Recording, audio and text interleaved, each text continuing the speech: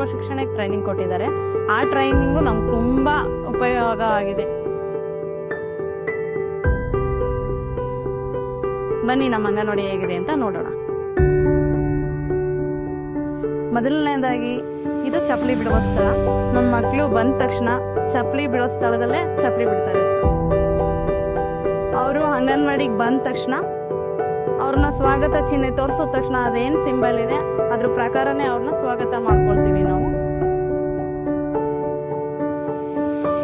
ಇದು black running board.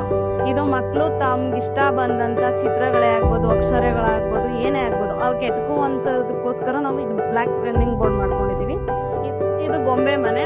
ವಾರದ ವಿಷಯ ತಕ್ಕಂತೆ ನಾವು ಆ ಗೊಂಬೆ ಮನೆಯಲ್ಲಿ ಮೆಟೀರಿಯಲ್ಸ್ನ ನಾವು ಅಲ್ಲಿ ಇಡ್ತೀವಿ.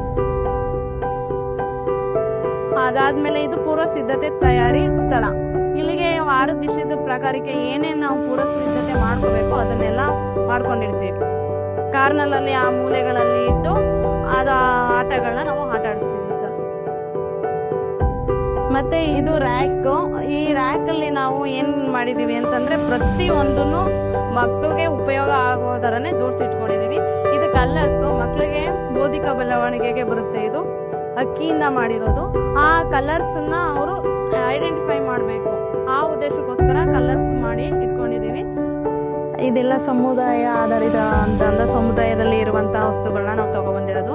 ಈ ಸಣ್ಣ ಜಲ್ಲಿಕಲ್ಲು, ದಪ್ಪ ಜಲ್ಲಿಕಲ್ಲು, ಮರಳು, ಮತ್ತೆ ಜ್ಯೂಸ್ ಲೋಟಗಳು, ಮತ್ತೆ ಕಾಯಿ ಚಗರೆಗಳು, ಹೀಗೆ ಈ ಕಲ್ಲುಗಳ ಜೋಡಣೆ.